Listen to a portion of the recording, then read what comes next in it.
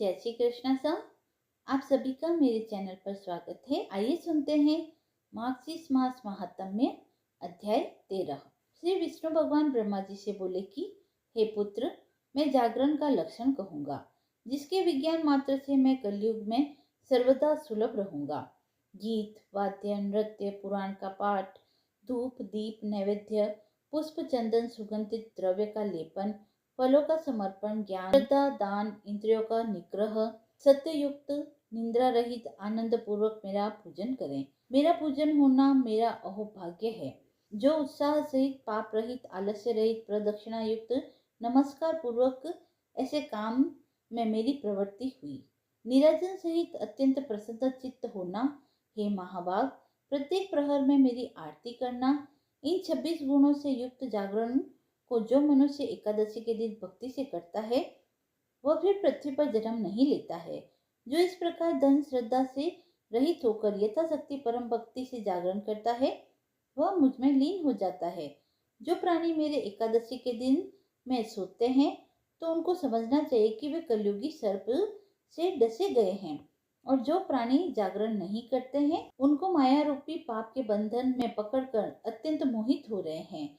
जिन्होंने कलयुग में एकादशी के आने पर भी बिना जागरण के ही एकादशी को बिता दिया है, तो उनका अवश्य ही विनाश समझो, क्योंकि जीवन अनित्य है। जो दोनों नेत्रों को खोलकर हृदय में मेरे चरण अरविंदों को स्थिर कर जागरण को नहीं देखते हैं, वे प्राणी पातकी है। वाचक के न रहने पर गीत नृत्य को करावे।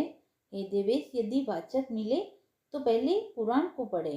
हे पुत्र, 1000 अश्वमेध 100 वाजपेयी यज्ञ का जो पुण्य होता है, उससे कोटि गुना अधिक पुण्य मेरे निमित्त एकादशी के दिन जागरण करने से होता है।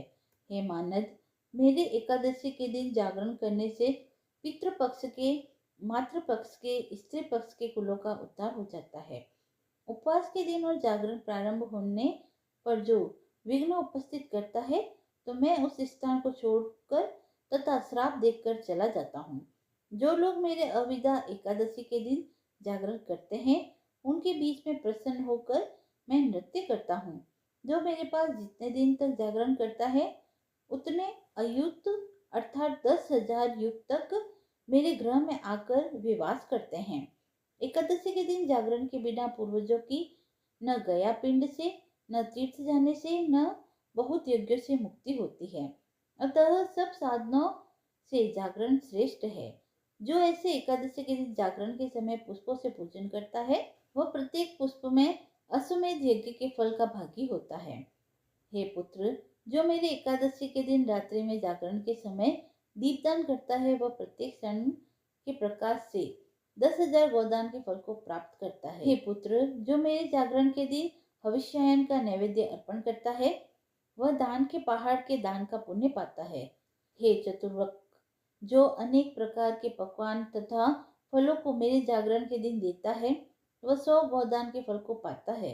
जो मेरा भक्त मेरे जागरण के दिन कपूर के साथ तांबुल को देता है, वह मेरे प्रसाद से 7 द्वीपों का स्वामी होता है। हे देवेश, जो मेरे जागरण के दिन पुष्पों का मंडप बनाता है, वह पुष्पों से सजाए हुए विमान पर सवार होकर मेरे ग्रह में आकर आनंद करता है। जो मेरे जागरण के दिन कपूर और गूगल का धूप करता है, वह रात्रि को गीता का तथा सहस्त्र नाम का पाठ करता है। वेदोक्त मंत्रों का और पुराणों का जागरण के समय पाठ करने से पुण्य की प्राप्ति होती है। हे पुत्र, जो मेरे जागरण के समय धेनुदान को करता है, वह 7 दीप से युक्त पृथ्वी के दान फल का भागी होता है। इसमें कोई संदेह नहीं है। इस पृथ्वी के समस्त पुराणों से महान पुण्य को देता है। और हे पुत्र, तीनों लोक में प्रसिद्ध एकादशी के दिन जागरण करना कहा है। जो लोग मन वचन कर्म से जागरण करते हैं, उनका मेरे लोक में किसी भी तरह से लौट कर नहीं आ पाते हैं। जो रात्रि के समय अन्य लोगों को प्रोत्साहित कर जागरण करता है, हे सूत, वह चक्रवर्ती राजा होता है। यह मेरा कथन सत्य है। रात्रि में जागरण करने वालों का राजा ककुत्स ने सम्मान किया है।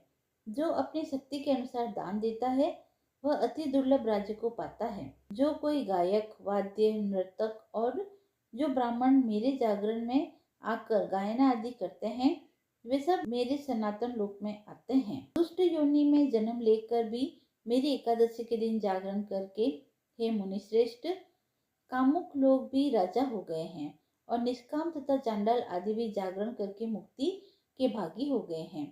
तथा मेरे एकादशी के दिन जागरण में जाति का विवेक नहीं है और कलयुग में मेरे एकादशी के दिन एक जागरण को छोड़कर न तो ध्यान पवित्र है तथा कलयुग में न गंगा का जल पवित्र है और न जप पवित्र है। एकादशी के आने पर जो लोग जागरण करते हैं वे इस कलयुग में धन्य हैं और कृतार्थ है, इसमें कोई संशय नहीं है।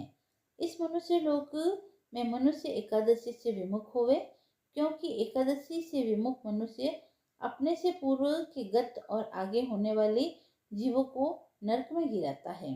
श्रेष्ठ गुणों से युक्त एक पुत्र का होना अच्छा है, किंतु निर्गुण बहुत पुत्रों के होने से कोई लाभ नहीं है। जो एकादशी के दिन जागरण करके अपने पूर्वजों का उद्धार करता है और जो मेरे कहे हुए महात्म्य का भक्ति से पाठ करता है, हे पुत्र, वह जागरण के महात्म्य से अपने 100 कुलों का उद्धार कर देता है।